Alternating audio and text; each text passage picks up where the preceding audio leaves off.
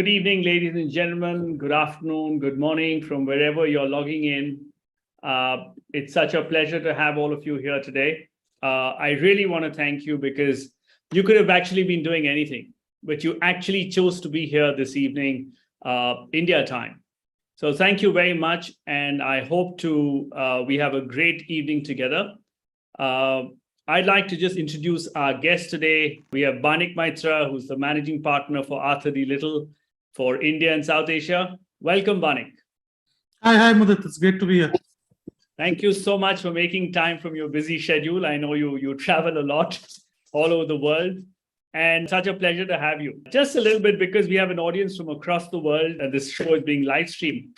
Why don't you tell the audience a little bit about yourself so they get to know you a little better? I am a management consultant by profession. I think I've spent nearly 85% of my career doing that. Actually, to be fair, on paper, I worked only on 2 companies, right? Because I started my career with McKinsey in 2004, and then I left them in 17-18. I did something called a little bit of a portfolio career for 3 years in the middle when I was doing many things, dabbling in venture capital, startups, also helping a few friends scale up their businesses, helped sell a company to another consulting company called Bain. And then again, my second real full-time job, which I do now, is leading the presence of Arthur Little in India, which is again a management consulting firm, but also a little bit of a startup, right? Where we're building a new footprint from scratch. So that's a bit about myself. I think in addition to doing management consulting, which itself is a very different profession, I have actually worked and lived in like many countries. I think some 35, 36 cities around the world. Traveled the globe, right? Served clients in right from the US to Africa, to Europe, to greater parts of Asia and also Australia. So I think except for Antarctica, I've served clients across the world. And I've also had the privilege of working with entrepreneurs, venture capitalists and friends, right, on different parts of the world. So that's a little bit of my journey. Again, very happy to be back in India. Came back in the middle of the pandemic and being part of the very vibrant industry ecosystem here, which includes startups, funds, and also corporate India, which is preparing for yet another bold leap, right? As India gets pretty close to the $5 trillion aspiration set like 3-4 years back. I think now we are seeing the path towards 10 trillion. So that's what excites me. I think fundamentally being in India, but being global in outlook and footprint is something which I always aspire to. I always learn from people who are working around me, people in India, and notably also internationally, right? Because there are lots of good things to learn from our counterparts in the West and the East, from other emerging markets. And I always believe it's a little bit of that global outlook, which has created a lot of opportunities for me, right, as I moved along in my career. Excellent, Barnik. So nice to hear about your global perspective. And you mentioned, so maybe there's something you can share with our viewers about what is it that you learned in India and what are the lessons you might have picked up across the globe, right? And there's certain things to pick up from the West, like let's say the US, and other things to pick up from the emerging markets like the Africa, etc., and Asia. So just maybe share with you what have you learned and what is the best to pick up from everywhere. No, again, I think it varies actually from situation to situation and country to country. And even India is not a big monolithic culture from a work point of view. I think I work with clients in Delhi. They are very different from clients in Bombay. They're very different from clients in Bangalore. Very different from clients in the East, from Calcutta or from Orissa, and very different, right? I think one thing I always try to aspire to, that while things are different, that there should be some consistency in what you do and what you stand for. I think that for me is very important, right? And throughout my career, and this was drilled right into me as part of the McKinsey apprenticeship, is that you should be a professional and your professionalism should transcend boundaries and cultures, right? So there is always a minimum level of professionalism you have to demonstrate.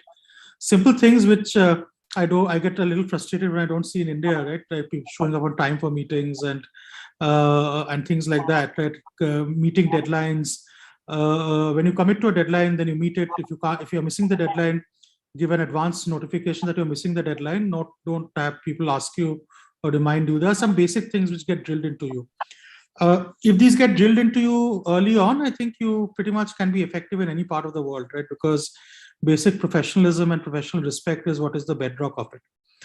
I think what has fascinated me, I think, around the world is that recipe for success as a leader or as a business is actually very different. I think that's what keeps me a student of business. I think in India, we are living in an era where if you are not innovative, if you don't change your business model every 3-4 years, you can actually get displaced, right? And the leaders of today can easily become the laggards of tomorrow. But there's also a very important component in India, which I appreciated once I saw differences with other parts of the world, is that working closely with the government and bringing government stakeholders along with you is a very important component of succeeding in business in India. This is not true for at least the West, right, where systems are so well defined and processes are so well managed that this is actually as easy as Googling up something and figuring how to do.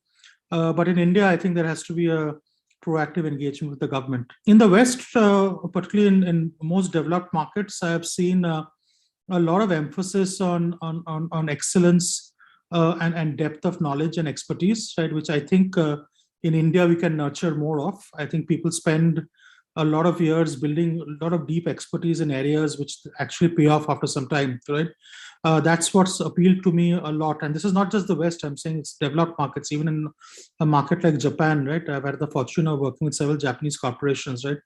You have people who have very detailed expertise and knowledge in areas which they've built over years. And I see a lot of opportunity for us to learn from that, right? At the same time, as I mentioned, that Indians can teach the world how to be flexible, how to be adaptive, how to be innovative, and we can all learn from each other. So again, these are some of the perspectives. It's very hard to nail down what works and what doesn't. But again, you mentioned about Africa. Africa is very close to my heart. I always believe it's like a second home and must have been in a previous lifetime I must have spent in Africa. But I love Africa because of not only the similarities there are with India, but actually the future potential of the continent, right?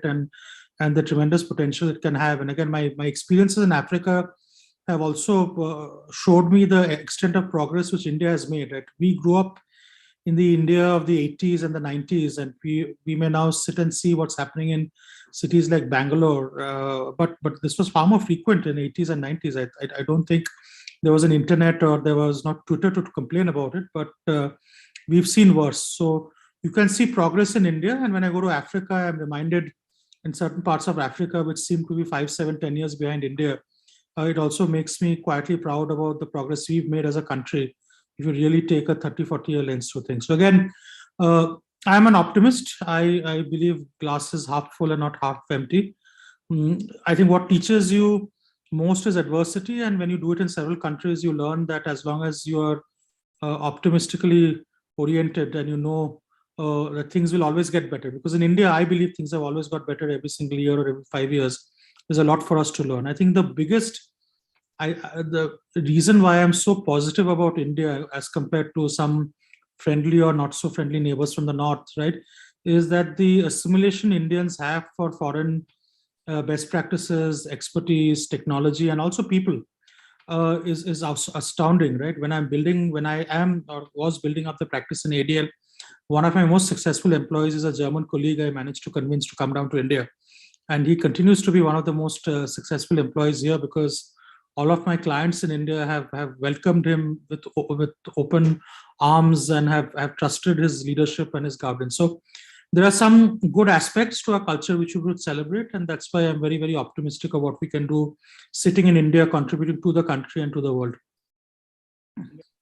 Amazing. I think that was great perspective, And one of the things you mentioned was, how do you learn from adversity, right? So would you like to share with the audience, because, most people only look at successful people like you and say, oh, life has been, one long road to success. But maybe just give them a little perspective of adversity that you might have faced, and how you sort of overcame that. Yeah, so again, I think I'm grateful that I don't think I've faced a lot of great adversity, right? Probably in the rearview mirror, things look smaller than they were at the time, right? I think some of the learnings I've had, and this is probably, I think having spent 20 years or 20 plus years in corporate, you realize that you don't overreact to success and you also don't overreact to adversity. I think it's a little bit of the adversity is an event at a point of time. I think it's about how you deal with it or how you react to it, which is more important than the event itself, right? And I remember, right, I used to spend so much time in Africa. I built a big career and home in North Africa between 2007 to 11, and then overnight there was Arab Spring, and everything collapsed. Right, the offices I'd helped build collapsed. My client platforms collapsed. And again, now sitting now in 2022, they seem very minor, right, to what was actually going on in the region and what I've seen since then, right? I think you probably, when you face adversity, I think the first reaction is to hunker down and then to blame yourself, blame people around you, blame everything you can. I think the most positive thing to is to just move forward. I think things get reinvented. In fact, 6 months after Arab Spring, I was happy to go back to Egypt and do a little bit of work here and there. But it opened new doors, right? I always believe adversity is just closing down older doors and opening new doors. And if you can just, again, keep a positive outlook and don't allow it to weigh down, it helps. Again, 90% of what happens is how you react to it. It's not the adversity in itself, right? I remember I had a freak, I don't know, I picked up a freak virus, right, in 2018-19, right, doing mountain hiking, which I never do, right, but I did it. And then as an outcome of that, I had to spend like nearly 3-4 months in the hospital, right, which is very unlike me, right? I'm not a person who's ever spent any time in the hospital, right? That's what teaches you that, listen, in an instant, life can be gone, right? So what is minor career setback here, there, you don't get a promotion, you don't get a job you like, right? That doesn't really matter, right? It's about how you respond to things, and you have to fundamentally believe that you are living in an opportunity-rich world. I think, frankly, for everyone who's living in India today or living in, fortunate to live in developed economies, there are so many opportunities for you to build careers, opportunities to professionally develop, do personal things. If you have an opportunity-rich mindset, you will never be weighed down by adversity. If you believe that you've missed something and that's the last door to open for you, it will weigh you down, right? As I've said, adversity has always opened new doors. I think you should just be in the right mindset to look at those doors and walk through them when it presents to them. So that's it. I think in hindsight, to kind of poverty and suffering we see in India and around the world, what we face is nothing, right? So again, there's always a sense of magnitude and a sense of what happens, right? So in hindsight, when people say, what have you learned from adversity? First, I really look down and see, was it really adversity or a minor bump in the road, right? And yes, everyone has been grateful. I am kind. God has been kind that there has not been real adversity. But when it comes, you just take it in your stride and move forward. I think things tend to resolve themselves usually. And it's about how you react to the situation versus what happens in the situation. I think that's a perspective, that people can really learn from. And you've seen it across the world, right? So just learning from whatever there is, looking at having a positive mindset. I think some great takeaways, especially when you mentioned, a little bump in your career or something that you haven't got. At that point, it seems very large, but, in the larger scheme of things, when you look back, right, it really isn't as significant. So I think there's a great learning there for a lot of our viewers, but tell me, across, just shaping your life, have you had, what has influenced you, to become the person that you have been? Is it, have you had some mentors, or have you had some books or some events in your life, anything that's changed, the course of your life, or at least had a significant impact? So when you start your career, it's obviously mentors, right? I think, you always have mentors who come along, right? I have realized that you should always have an open mind to people who mentor you, right? And I've also realized that mentoring is like stock picking, right? You shouldn't pick stocks. It's better to have funds and portfolios, right? So the bigger group of mentors or networks you have, it's better. And different mentors present themselves at different points of life, right? There are some mentors I have, right? Like, for example, I can also talk about them, right? Like guys like Pramath, right? Who was a partner at McKinsey, now runs Harappa, the founding dean of ISB and all of that. He's been like a mentor for most of my career. Even today, when I want to know something, do something, I'll call him, right? There were other mentors, right, who I was close to, but then who faded away. But then there are new mentors, right? People you meet along the way who have a role to play in your life. So I think you should always be open for mentorship and guidance, and mentors present themselves, and don't be bottlenecked with just a few mentors. So I think mentorship is important, right? But I think for me, what has been more important, and I think it's easier to say it in hindsight, but I've realized, right, over the last 10, 15 years, is that a career is not a straight line, right? It's not about you want to get to X or become Y or do Z, right? It's a lot about the journey, right? And there are several elements of the journey which I have found helpful, right? I think, and fundamentally, I probably accidentally did it. And once I did it accidentally a couple of times, I realized that it's a lot of fun. I've always tried to reinvent myself every 5-6 years, right?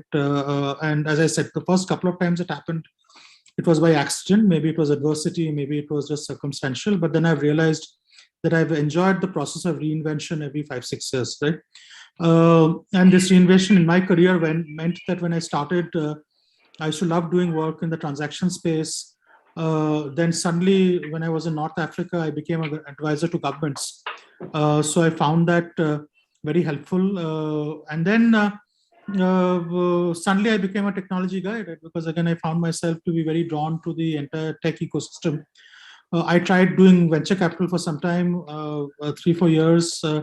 Again, and you have to admit to yourself something you're good at and not good at. And I found venture capital to be reasonably boring, right? So again, I think someone should go on mute.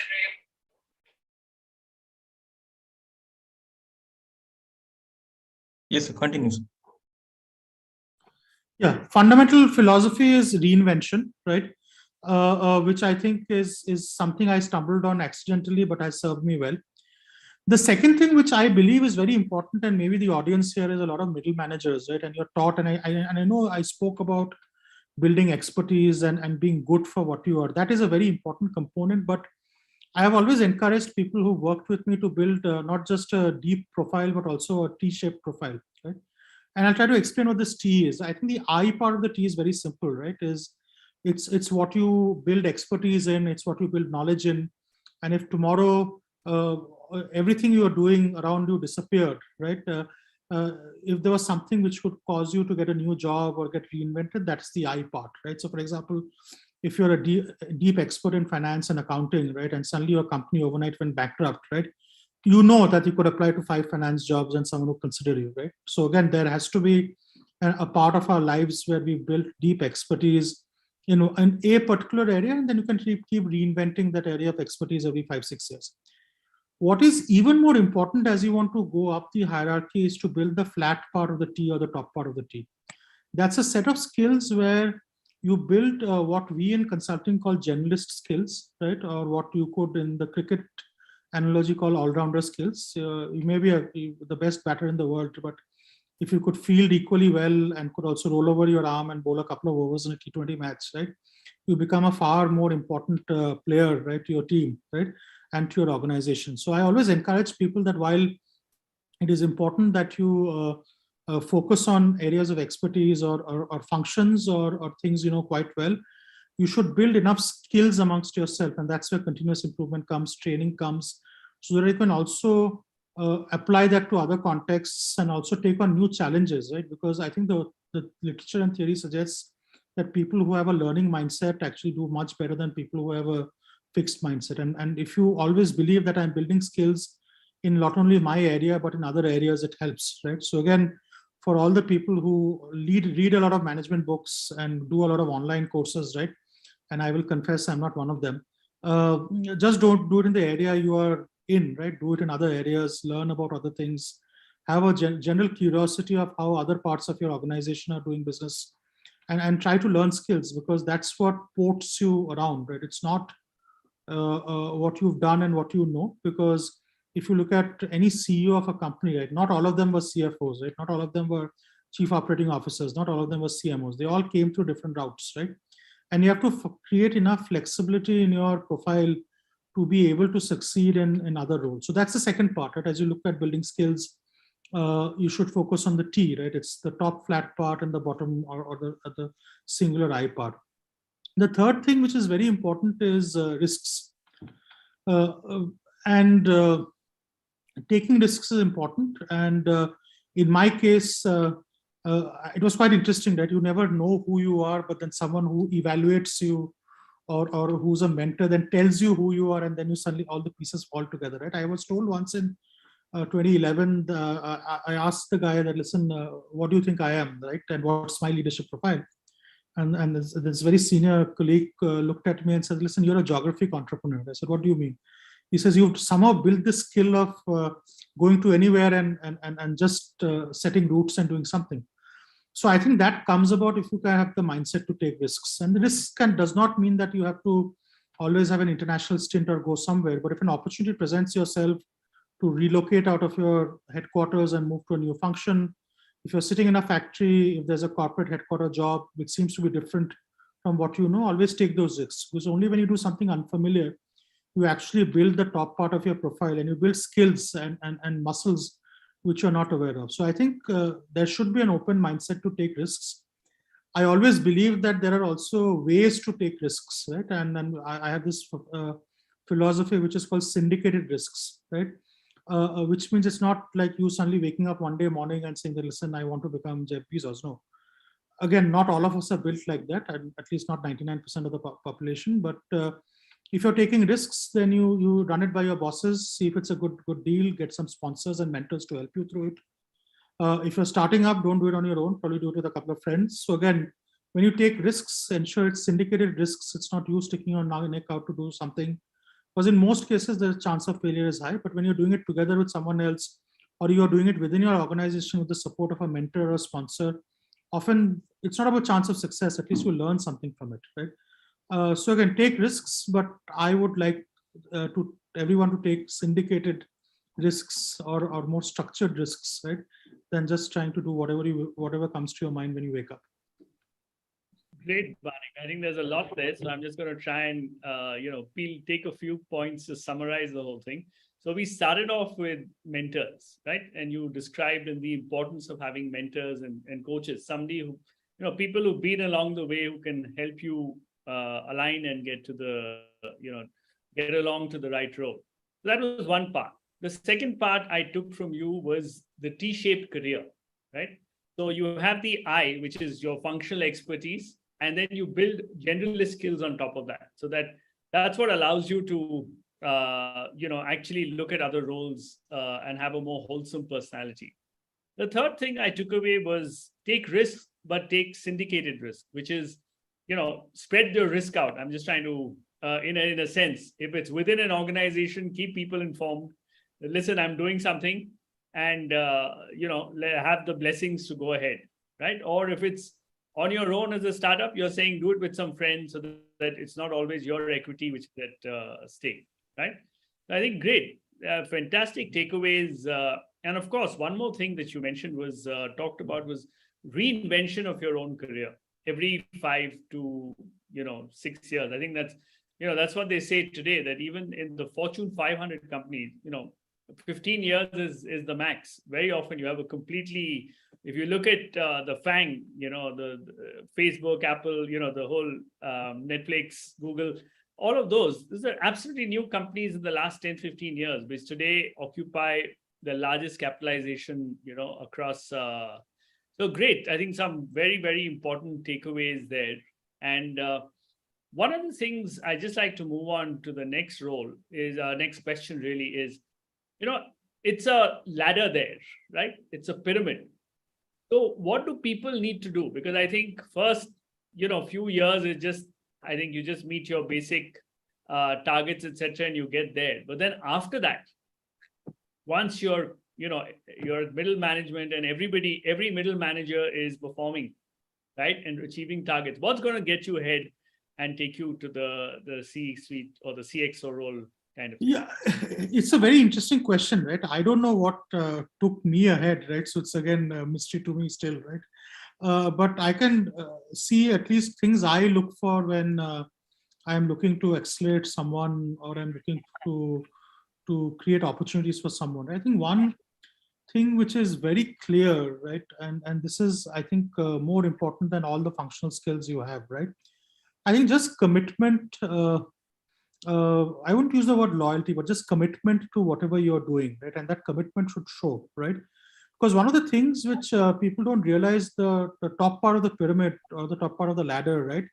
It's remarkably lonely, right? And there's no one who's looking to check on you and remind you every day what to do, right? And what people above you are looking for is that, do you have the commitment? Do you have the reliability? Do you have the ownership for you to be entrusted with the responsibility of driving things and leading things versus being told what to do, right?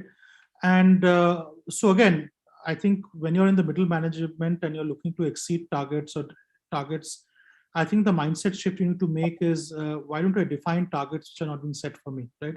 Can I show the fact that, yes, I can be a reliable, dependent upon manager who's not only delivering on targets, but also helping my colleagues, building an institution, right? And contributing in general. And then there's a sense of ownership, which means that I don't need to be told what to do. So that's one of the first important things. I think it's a combination of commitment, ownership, right? Demonstration of that, right? And people fundamentally believing that you can be delivered and may not need to be micromanaged, right? So again, at that level, that's one of the first shifts, right? Which is needed. I think the second thing which I have valued a lot in my profession, and this may not be true for every profession, but I lay it out there. I think there's an element of intellectual curiosity, which is very important to be a future leader, right? And for me, right, someone who's a mid-level manager to someone who's a leader, I think one of the most interesting traits and characteristics which differentiates these two lots is the element of intellectual curiosity someone has, how they use that intellectual curiosity, and do they have the ability to bring that up in their own personal lives and demonstrate it in their lives. So I think that's very important. And for me, when I look at someone, and as I said, right, there are lots of cases where I've also entrusted colleagues to do things which they've never done, and I've also done things which I've never done in my life, right? For example, when I came to ADL, one of the practices I wanted to build from a pure commercial point of view was to build a healthcare service delivery practice. Now, I've openly told my clients I've never done any healthcare work in the world ever in my career, and I'm now looking to serve deep storied institutions who often use doctors to advise them. So again, it's a punt you take, but again, if you're committed to the cause, if you have intellectual curiosity and you can invest in yourself, I think anything is possible. So I think that's the second element, that there should be an element of intellectual curiosity. I think the third element, which I think is very important, which people look for, right, is a little bit of the how are you achieving what you're doing, right? And this, by the way, is something which I was not very good at, right? And then I was told by my mentors again and again, and then I probably learned a little bit of it. I don't still believe it's my greatest strength. How are you bringing your institution and teams along with you versus you doing it yourself, right? And I think there are 3 steps to the journey, right? There is a little bit of something called doing yourself. Then there's a second step of the journey called getting it done, right, or getting other people to do it. And then I think the most important step which you miss is inspiring other people to do it, right? And there is a little bit of a huge gap, I think, as a chasm from managing people to inspiring people, right? And I actually spent a lot of time 7-8 years back actually working with a former Buddhist monk who now runs a very fancy executive coaching center in Thailand, right? To figure out how to be an inspirational leader, right? Because and an inspirational leader is not someone who's inspirational because of who he is, but he just has that innate quality to inspire people around him, right? And one of the lessons I learned in this entire step, right, that to be an inspirational leader is that you cannot be an inspirational leader unless you are inspired yourself. And you are radiating that inspiration from you, right? Which is why, again, these threads are probably common, right? It's only if if you're committed, it's only if you have ownership, if it's only that you have intellectual curiosity. And if it's only if you wake up every day in the morning saying that, listen, this is a battle I want to get into, right?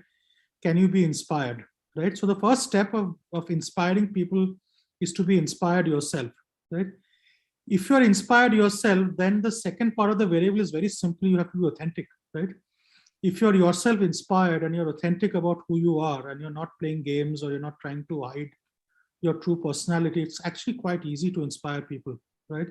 So again, I'm again making this into an equation, whereas it is not. I'm sure there are many layers of complexity, and given my academic background and training, probably I like putting things down to simple equations, right? But it's a very simple thing that if you want to be a leader, you have to be an inspirational leader, and to successfully be a leader, you have to inspire people around you. If you have to inspire people around you, you have to be inspirational yourself. And then you have to be authentic enough to communicate that energy to people around you.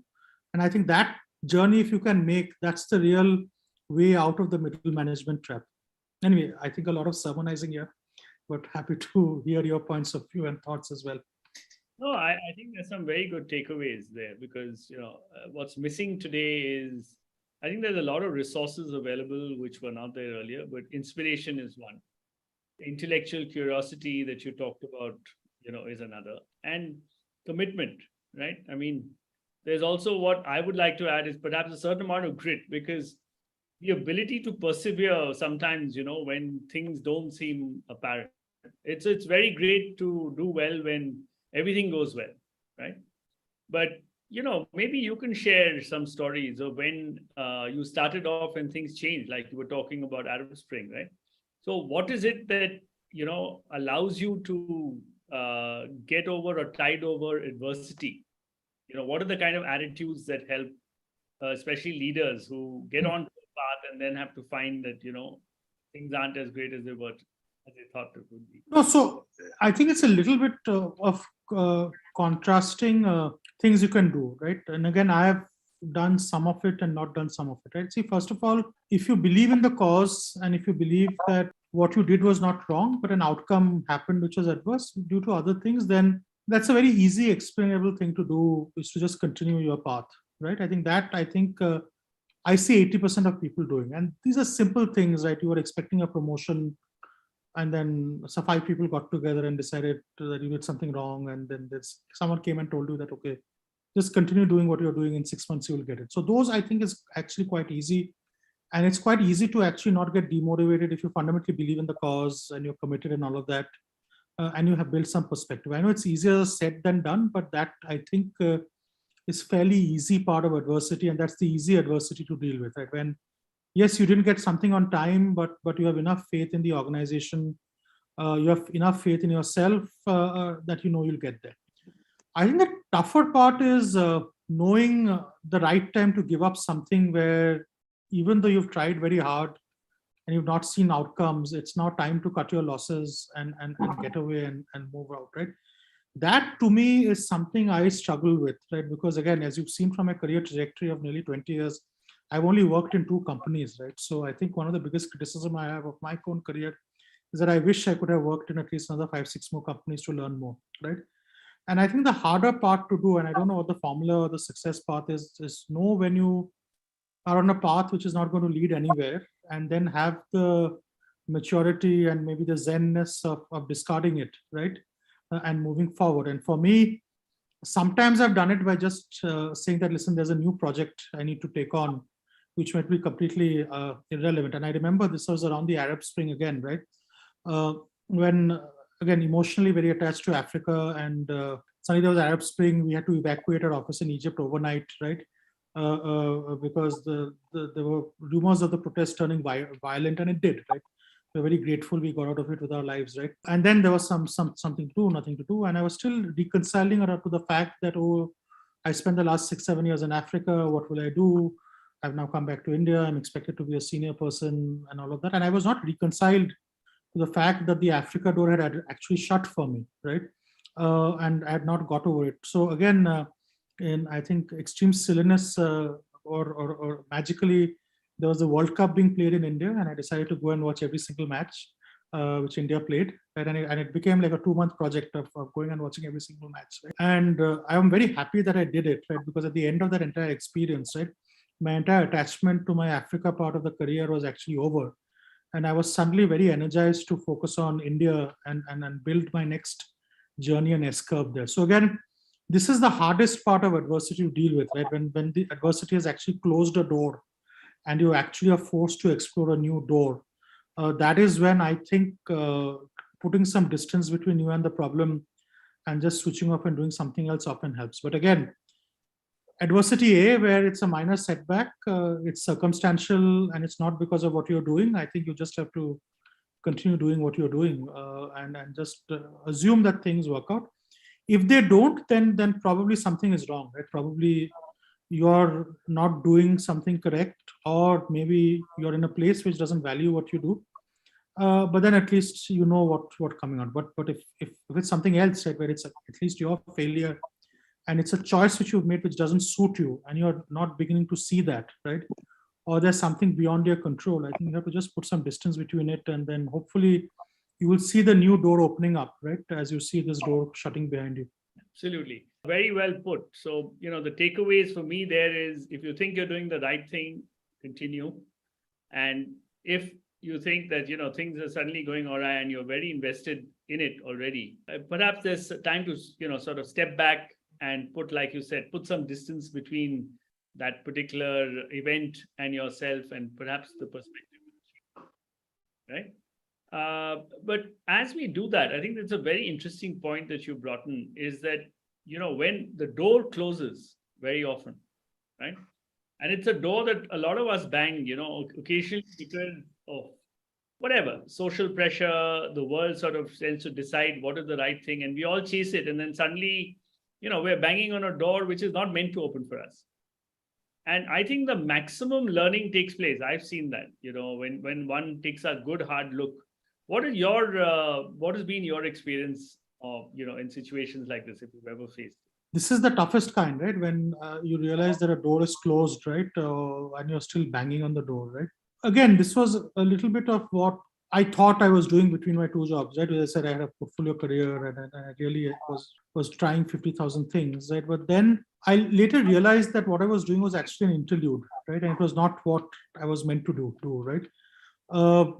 And at which point of time, I think the only guidance I have is that if you can just have an open mind to an opportunity which presents itself, right, while you're banging a door, and you look at the opportunity dispassionately, I think you will yourself tide over it. And again, for me, in all of my career, I've never accepted, and I've only done two jobs, right? But in both cases, right, I think the job had to be offered to me 2-3 times before I took it, right? So because I was too stubborn to see that it was the right thing for me, right? It happened with McKinsey when I left my undergrad school, IIT. I had an offer, but I didn't take it. I don't know what stupidity I did. But then again, at the end of IIMS, I again had the offer, and then I finally realized there's something going on, right? The same company seems to be showing up and giving me the offer. I think it's meant to be taken, right? So the biggest thing I have learned, and my biggest weakness, is not to look at opportunities enough, because you're too attached or vested on the same door or banging a door, right? So the fundamental thing is, and this again comes back to something I said, right? Do you have a fundamental opportunity constrained mindset or an opportunity rich mindset, right? If you believe what you're doing is the only job you can ever do, right? Or the promotion you get is the only way out, right? That's a completely opportunity constrained mindset, right? Whereas if you have the confidence in yourself, then listen, if tomorrow everything disappears, right, I just have to just look around and things will present to myself. So if you're in a fundamentally opportunity rich mindset, right, you should automatically have the ability to evaluate new opportunities which come your way. And those opportunities may come very differently, right? Some of the most interesting things which I have done have actually come very accidentally to me, right? And then I even didn't take myself too seriously doing it. And then when I did a lot of it, I found it very exciting, right? So for example, school friends business, right? Helping them scale the business. Again, started off with a casual conversation, and then a couple of calls. And then I think I'm now spending like days, a month on it, right? But again, being just open to an opportunity and not being too fussed about what that means for your career, what that means for title, what that means for compensation, I think is too trivial. I think as long as you're in an opportunity where you're learning, where you're improving, and you're fundamentally excited to take it, I think then that's what you should do. So that's the trick. I think just keep your eyes open and have the peripheral vision on, right? I think the biggest mistake I have made is that I have not had it on for most of my life, right? And it's only when I did this interlude that I realized that actually there are a lot of interesting things in the world. And you just don't have to be wedded to what you're doing, because if a door closes, 5 other doors open. Fantastic. I think you've been very honest there, and I'm sure there's lots to learn there. One of the things that you mentioned, that there was a period when you were working with startups and doing a lot of that stuff, right? So it's very tempting times right now. Very often I speak to executives, and then suddenly they're thinking, should we continue down this path, or is there an opportunity to make millions in a startup and selling out? And So what is your advice? When should they take that plunge, or what is it that they should consider? So listen, the answer is not very different from what you would do in corporate, right? Again, the objective function has to be correct, right? If you do a startup believing you're going to make millions, then that's the complete wrong objective, right? Because the stats are clear. I've been a venture capitalist and I've seen it in my face, right? Uh, Only 1 out of 30 or 40 startups make it to the next level. Forget about being successful, right? So if you made a startup and then you got some friends and family to invest, and you want to get to an institutional check, right, which is not successful by any means, the odds are 3%. And then from every step from there, the odds are another 3%, right? So you're taking on something which is a remarkably low probability of success. So first of all, you have to be reconciled that you're going to take on something which very likely in 5 years or 3 years or 2 years, you will have declared as a failure. So again, the objective has to be correct. It cannot be, hey, listen, I'm doing a startup because if I do it, it's like a lottery show, right? Overnight, I'm going to become very rich. There's nothing like that, right? In fact, all the overnight successes are people who work for 15, 20 years at a game and then finally something clicked for them, right? So that's one, the objectives have to be correct, right? Secondly, if you really believe that you have an idea which is great and you have conviction and passion to chase the idea at the cost of everything else, you should absolutely do it, right? I think, this again comes from the conviction of the idea, right? It's not the fact that, hey, startups are cool and I want to do a startup. So if you have a conviction of a startup, I think you should do it. I strongly believe, right, and this was something a mentor told me, right, is that before you know whether the shoe fits you and you want to buy it, why don't you walk around in it a bit, right? And my advice, and again, this may be very conservative, right? Why don't you get involved in helping a couple of startups, maybe do a job at a startup, I don't know, to see if it's absolutely for you, right? And to be fair, I believe, right, 90% of the people who get attracted by this building a startup is actually not what they should be doing. They should be doing other things, right? So again, experience it a bit if you can before taking a shot. But for me, the reasons have to be correct. The motivation has to be correct. You have to have an idea which you believe. And then again, I'm repeating an old point. It should be, in my opinion, a syndicated risk, right? I cannot imagine, at least the way I am built, that I'm going to do ever a startup on my own, right? I would much rather get together with a couple of guys and then see how that is built and build it. So again, there has to be some thinking. I think the good news is we are now living in a world where some of that bubble has got deflated, right? And I was at an IIT yesterday talking that I think it's a great time for recruiters because no one is now coming to the IITs and offering overinflated salaries, right? I think you guys are seeing what the market is really worth, right? And you're not seeing what is inflation. So again, if you have conviction, if you have passion, you should do it. If you believe it's an idea which you can build, you should do it. If you can get a couple of friends or a couple of colleagues or a couple of collaborators along with you, better. But again, don't do it because you're reading the newspaper that if someone's become a billionaire, someone's becoming a millionaire. First of all, let me tell you a secret. Right? They're all paper millionaires and billionaires. Right? They don't have millions and billions of dollars in their bank. Right? If tomorrow their companies go bankrupt, their worth is zero. Right? And you've seen spectacular cases like this happen also. Right? So again, do it for the right reasons, not for the wrong reasons, which often come across in the media. I think doing it for the right reasons and having a conviction of the idea is what the takeaway really is, because it seems to cross a lot of people these days, right? Just coming back to conventional careers, and I was just thinking about your model of that T-shaped, right? So functional expertise plus a lot of generalist skills. Now, if we look at it, right, in the coming years, artificial intelligence will probably do most of the repetitive tasks, right? We can't compete with that when it comes to speed and accuracy or anything repetitive. So what's going to differentiate us, right? It's the human part. It's the ability, managing emotions. It's about taking decisions, and some of it is there. But what do you see happening in the years to come? In the next 5 years or 7 years, what do you see as the most critical skills? So first, let me answer your question at an abstract level, and then I'll come to the skill question, right? I think, forget about artificial intelligence. I think we are at the point of society where 90% of the jobs we see around us are actually redundant even today, right? I'm just from a philosophical point of view, right? the profession I am is actually a redundant profession, right? It's actually shouldn't exist, right? If everything was working efficiently and everyone knew what they were doing, you wouldn't need consultants like us, right? So I think humankind has a very beautiful way of creating jobs because people have to be kept busy and people have to have a purpose and everything, right?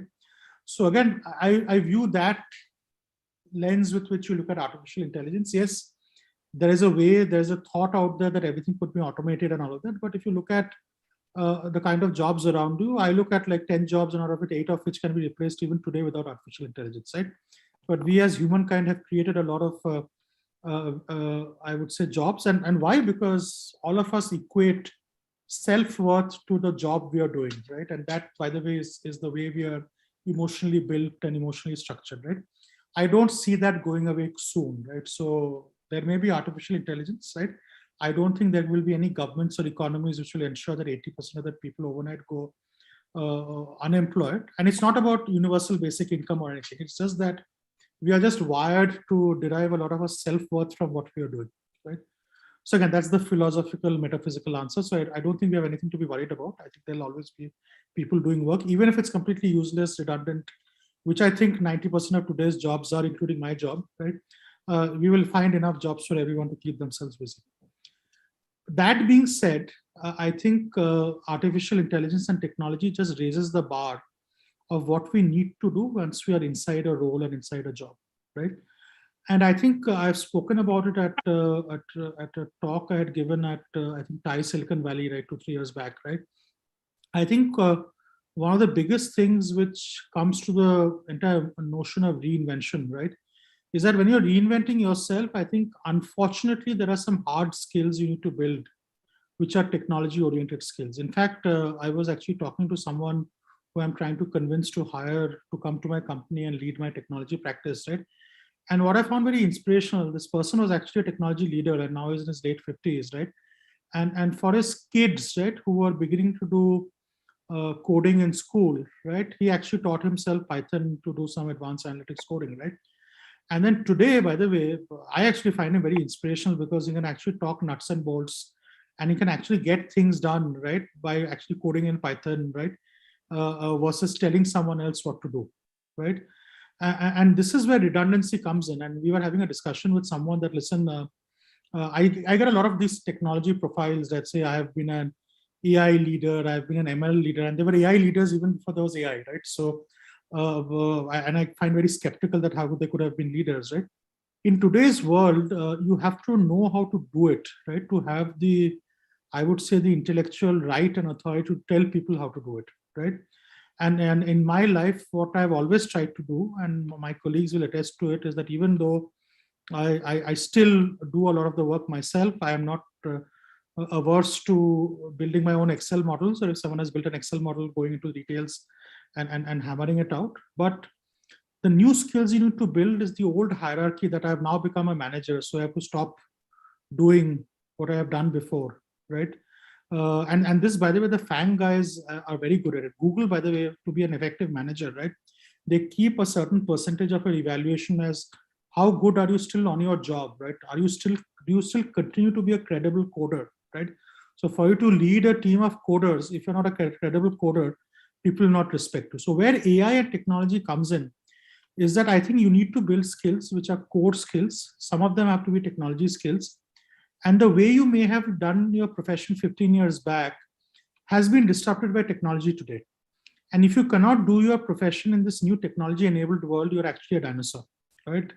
And it's very simple. And I've seen in my profession, right? In our profession, we are very analytical, right? But the analytics consulting firms do are all rooted in 16th century math, right? It's A by B. Okay, 20% of the population is 80% of the impact. It's all nonsense, right? If you apply, we now for a century and a half have access to regression, statistics, and now machine learning, right? So if I cannot reinvent my profession, and I reinvent myself to know how to live in this new world, right, then I will quickly become a dinosaur and useless. So I think the trick of coexisting with AI is to understand how some of this actually affects your profession. If you were a chartered accountant 20 years back, you should know what chartered accountants today are doing and what access to tools and technology they have. if you yourself cannot use them, then you are likely to be a dinosaur and will be replaced, right? So again, while repeatable tasks get replaced, I think AI and technology is reinventing every single profession, every single job description, every single role. And if you think you know what people underneath you are doing because you did it 20 years back, you're completely wrong. So I think the onus is on the middle manager to reinvent himself. There are ways to do it, and I'm not saying everyone has to go and sign up for Andrew Ng's introduction of machine learning course at Coursera, which I signed up for and have a certificate to show for, because one of the most interesting things I've done in the last 5 years. But again, you have to reinvent yourself. You have to reinvent your own profession. If you believe you're an accounting person, you should understand how accounting works in the new world, right? Well, you should understand how accountants today do their jobs, what kind of tools they use, what kind of software they use, right? So I think that is where I think AI comes in. And if you don't reinvent yourself at a faster pace, even in the I part of your profession, you'll become useless. So again, that's the practical side. I think it's about knowing how your profession is being conducted in today's day, right? And actually knowing how to do it, right? The way it is being done today versus having preconceived notions of the way it's done, right? And this is where I was having a debate as to why do law firms don't become institutions like a lot of other places, because they actually don't have this culture, at least in a lot of storied law firms, right? And that I joke with some lawyer friends I have, is that your senior most person in your firm has not seen the inside of a courtroom for the last 20 years, right? So how can that person actually pretend to lecture a new lawyer who's today doing a Zoom call with a judge and doesn't know how basic things have changed? So you have to keep up to space. Technology is disrupting every single profession, and unless you know how to do it, you will then become redundant, though the job will not be redundant. So I think the clear takeaway there is to be, very up to speed in the most contemporary way your profession is being conducted today, and have an element of technology there so that you're at the cutting edge yourself. One other thing is that today, as a leader, whether you have to inspire people or, even if you're a technologist or whatever, right? So this whole inspiration piece really comes in from communication. How important do you think, because you talked of inspiration, you talked about, looking ahead, reinventing yourself, etc. But how important do you see is the element of executive communication to inspire, to get work done, and actually move to the next level? I think communication is the most underrated skill and the most important skill which differentiates, I would say, great leaders from people who are just managers. And again, there is the hygiene part of it, and then there is the extra X factor part of it, right? I think I still am a little old school that when someone communicates to me, and it's not orally, it's written, right? I expect people to be to the point, sharp, no grammatical mistakes, no spelling mistakes and things like that. And everyone knows, and I see some familiar faces on this call, is nothing gets me more irritated than sloppiness in communication, particularly written, right? So there is, I think, and this is something you should learn in the early stage of your career, right? That if you don't know how to write and write with accurate language, grammar. I'm not saying it's about fancy words, right? It's just basic accuracy and it's basic consistency, basic no typos, no spelling mistakes, right? I think this, by the way, gives a very good insight into the person, because it suggests how organized that person is. Is the person detail oriented, right? Does the person have the ability to catch mistakes versus not? So again, that to me is foundational. And I see that to be an increasing source of frustration for me.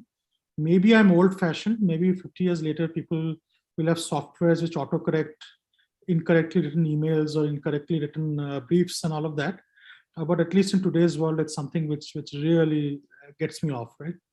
So that's the negative side. And again, some familiar faces on the call may be smiling, right, when I talk about this, right? There is nothing which irritates me more than a spelling mistake or a grammar mistake, right? Or a misplaced comma somewhere, right?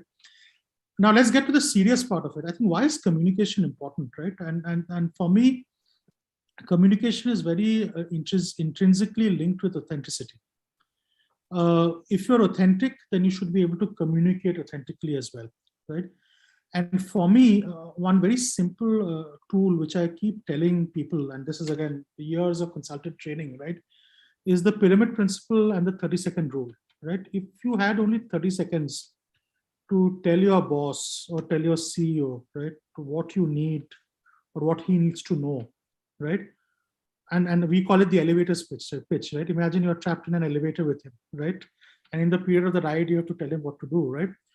I think forcing yourself for every single situation to prepare, and it only comes with practice, is to prepare and practice the so-called elevator pitch is very important. I have seen the elevator pitch to be a very important tool to even clarify your thinking, right? Because often you think you've achieved the right answer, but actually you haven't, right? Because you've not thought clearly, right?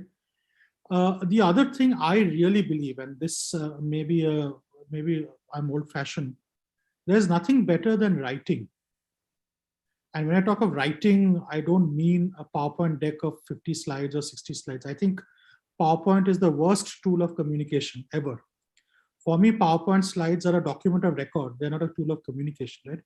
I am still a believer in the old-fashioned 500 to 1,000 word memo, right? Where if you can write it on a piece of paper, type it in a Word document, it's 2-3 pages, and if you can communicate your thoughts, right? Maybe it's a paragraph, right? And if you're able to do that, right, then you know that you've got to an answer which is there. So for me, early on, right, and the people who work with me know this, right? I pay a lot of insistence on written communication, and for me, written communication is not PowerPoint slides and often writing the old-fashioned memo, right? I'm also quite delighted that there are lots of organizations like Amazon and all of that which actually don't use PowerPoint slides in their meetings, right? They actually force their executives to write a 2,000 word memo, and everyone's supposed to read the memo. Everyone spends just 10 minutes in the meeting reading the memo, and then there's a discussion. So communication is very important, and there the elevator pitch, the pyramid principle, right, where you are saying, right, what's the message, and then how do I substantiate the message with the whys or the whats or the hows, right, is an important skill, right, which if you don't invest time in learning, you will never learn, right? And I think there are good training material around the world. I'm sure Pramath with his online venture in Harappa must have a communication module. I think there are lots of books written on pyramid principle and all of that, right? So people who are wondering what this unique animal is, I think you should just quickly Google. You'll find a lot of interesting books on Amazon and maybe a couple of courses online at places like Harappa. And I'm sure also on the courseware websites.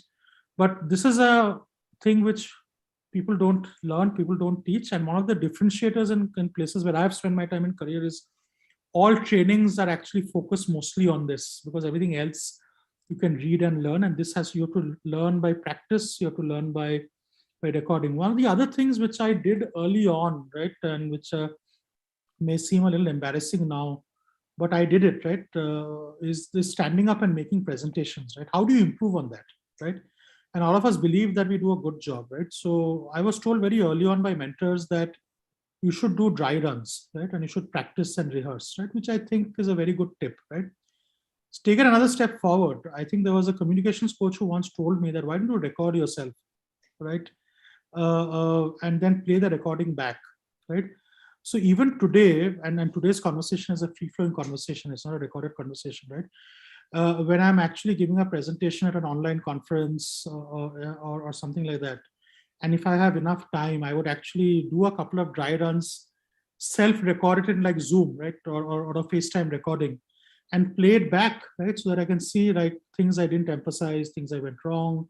Was there a message which got miscommunicated, right? And doing a little bit of practice around that is investing in your own communication skill. Again, I'm not the master at it by any means, but at least you should have the mindset to improve and having someone give you feedback. So if you're giving a presentation, sometimes I ask people, how did it go?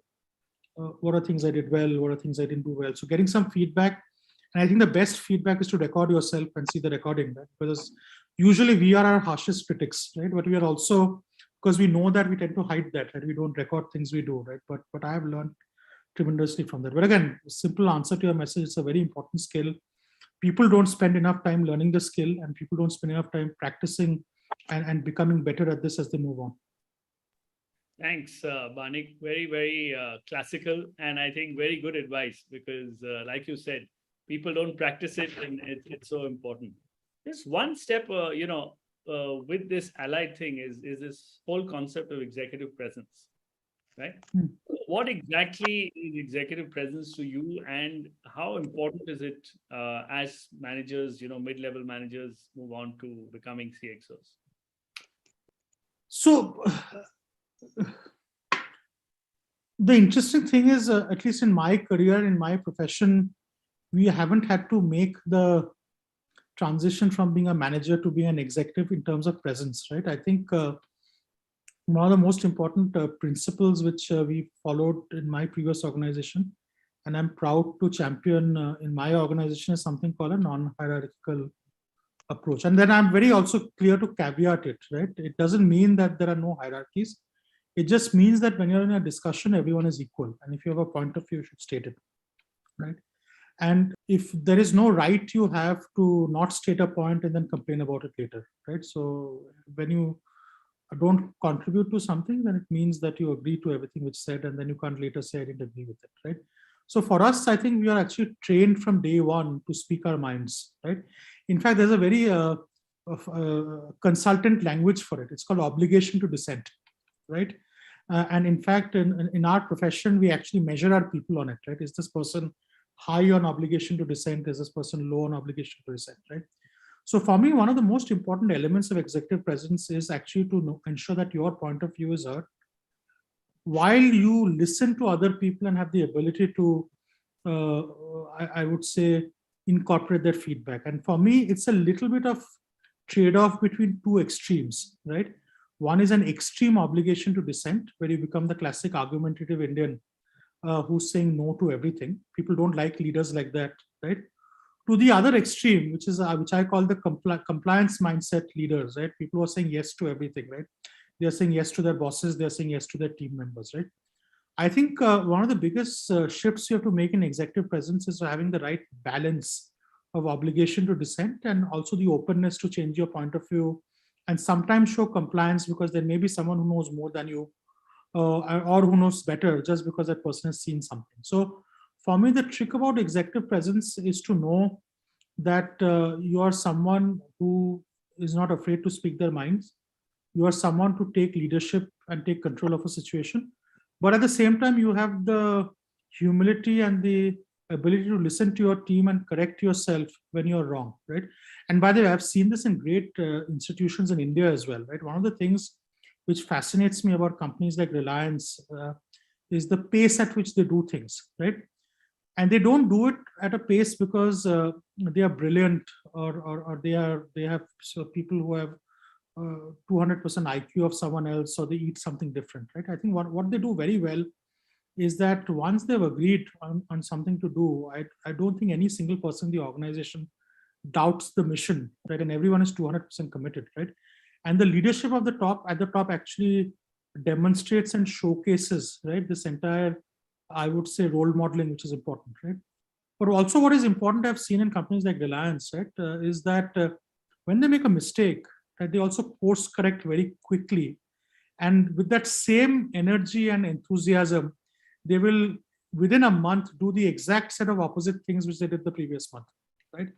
And I think you need to have adequate executive presence to be able to inspire your organization to completely move from left to right, within a matter of time. And that will only happen if there's a healthy mix and obligation to dissent and openness to listen, openness for ideas, right?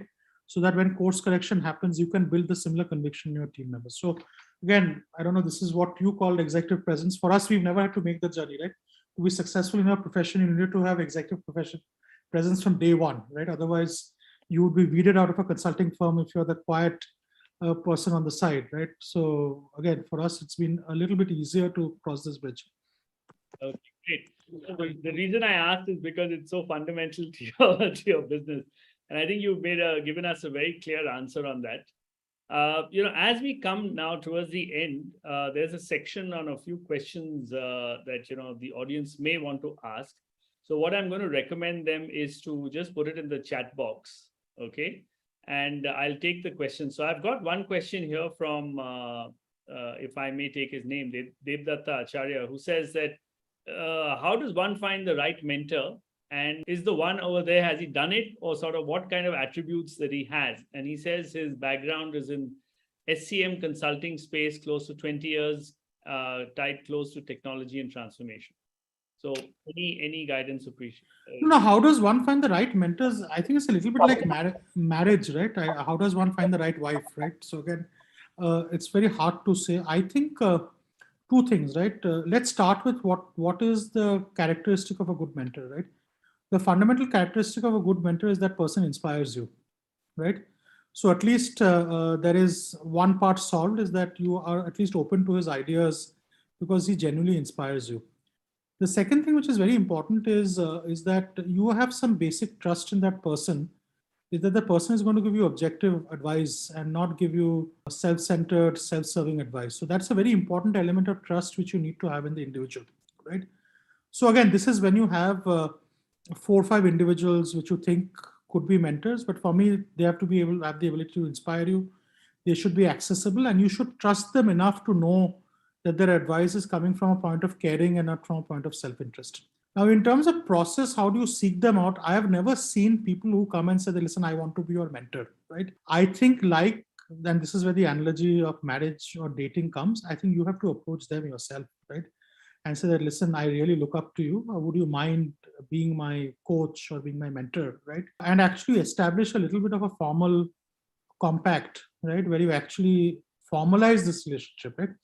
And you formalize it by saying, listen, what does this mean? That sometimes I may bother you with some advice, right? Maybe we should set up a breakfast every month or every quarter where I can come to you and get some advice, right? And I'll tell you why this is important, right? Listen, the people who you look up to are very busy people, right? They will invest time and interest in you if they see similar commitment from your side, right? So this entire concept of proactive approach works, and a commitment or a compact works, because for them to invest the time, they have to also see you investing the time. The third thing, which I think is very important now that I'm a bit on the other side of the table, is you have to then demonstrate that you have the ability to listen to advice and also change yourself, right? If you keep having breakfast with someone who keeps telling you that, listen, you need to have better communication skills, and then every month he hears from other people that, listen, this guy just doesn't get it, doesn't know how to communicate, that's a very frustrating relationship to have, right? So that's why it's important that you select a mentor who you get inspired by, someone you trust, and who sometimes, if he gives you a bitter medicine, you're willing to swallow it, right? And absorb it, right? But again, I think you have to be proactive. Mentors don't show out of the woodwork, right? You find the person, reach out, establish a compact, and then move forward from there. Very good advice. Very good advice. Okay, I think there's a question from Maya, one of very enthusiastic member of my group, and he's a seasoned technical engineering leader with experience in 5 global cultures here. Sorry. So his question is: since APAC is poised to grow larger at a compounded annual growth rate, how would you find APAC versus the other, US or European markets? And how do you prepare yourself for APAC for any global culture role? No. See, listen, again, APAC is a big agglomeration of things, because APAC also has 3-4 archetypes on it. So there is North Asia, which is Japan and Korea, which actually looks very similar to a lot of Western economies, right? Both in terms of work culture, in terms of habits. There's China, which is obviously very unique in itself. Then there is Southeast Asia, and there's Singapore, but the more emerging parts of it, like Indonesia, Vietnam, Philippines, which have a different culture. And then there's Australia, which is a continent in itself, right? So for me, again, I think it's not APAC per se, it is actually culture and work culture, and things are very different, right? Now, again, for me, I have rarely taken decisions based on cargoes of business opportunities, right? For me, I have to believe that wherever I show up, there's an infinite pool for me to swim in, and I can create myself. For me, it is more important that I'm excited by the opportunity per se. I'm excited by the growth prospects the opportunity presents. And at some level, where I have completely failed is to also excite my family to be there, which I would admit I have failed to always do. But again, there has to be some synergy there, right? So again, to answer to your question, I believe that we Indians are born so globally adaptable and flexible. You put us in any country, we can succeed, right? But to succeed, I think the opportunity has to be right. You have to be personally excited and convinced that you can make a difference. I think all of us have enough flexibility to contribute and succeed. And again, as I said, that there is no single APAC. There are parts of APAC which look like US. There are parts which look like Europe. And there are lots of parts like Indonesia, Vietnam, and probably parts of Philippines, which also look a little bit like India, right? So again, you have to pick what you think works for you from an opportunity standpoint. Okay, thanks. I think that was, Mayank, I think that answered a bit of your question, right? Yes, of course. Thank you very much, Barnik, and thank you, Mudit, for such a wonderful session. Okay. Thanks, Mayank. I'm going to thank everybody for joining us. And Barnik, thank you so much for the global perspective that you gave everybody, and I think the opportunities available. And I think some critical takeaways for me: have a opportunity mindset or a growth mindset. Look at things from a time perspective. If things don't go well, especially the T curve. I think that was a very interesting point that you brought out. And I think so many more things that, so any last words for, Mid Career Mangers if you want to get on to CXOs? No, I think the only message I have is it may appear that in front of you it's a pyramid, right? And that if you're looking at 10 mid managers across you, that only 2 of you will succeed. I think that is not really true, right? I think every single mid manager has the potential in him to succeed. I think it's about finding the right opportunity and the right door which opens itself mostly magically. I still believe there's an element of magic and metaphysics around it. It's not that deterministic as people make it out to be. I think as long as you are reconciled to the fact that that at the right time an opportunity will come in front of you, I think you can enjoy your career far more than getting into a rat race saying that, listen, now I am a VP, 2 years from now I should be a senior VP, 4 years from now to be a president, right? I think that's where you make life difficult for yourself, right? And you create an unfair expectation, right? Again, happiness is all about the gap between expectations and reality, right? So if you can keep the expectations flexibility, the reality usually morphs itself around what you think you should be doing versus what you need to be doing, right? So again, that's it. I think be reasonably casual about, not casual, I would say be reasonably optimistic and detached with what's happening while you stay committed to the cause and all of that. It's a difficult state to get to, but you have to be committed yet detached, right? Committed at the institutional level, but detached at the individual level, right? So again, it's a little bit of what we're taught, right? It's not about the outcomes, but the inputs and the actions which matter. So again, if you can stick to that, it's very hard to do. And again, I can preach now, but I myself have been very guilty about not letting setbacks weigh me down, or fussing about the promotion which came 3 months late, right? Throwing a temper tantrum about it. All of those things I've done, right? And now look at those all in the rearview mirror and see that they were very silly, right? And they didn't need to be done. Thanks so much, Barnik. I think, besides a lot of practical advice, there's also a bit of philosophy, which I hope people take away, because it is truly, I completely agree is that happiness is about managing, really the difference between expectation and reality. And so long as you're, I think some of us learn, right, after a few stripes on the back, but if people want to learn, I think that's a great takeaway. So thank you so much, Barnik, for your time. It's been a real pleasure hearing from you, and I hope everybody else has, taken away great thoughts. And thanks, Mayank, and everybody else for asking the questions. So good night, and till we meet again soon in our next Life and Leadership show. Thanks, Mudit. Thanks for the opportunity. Good night, everyone, and have a great weekend.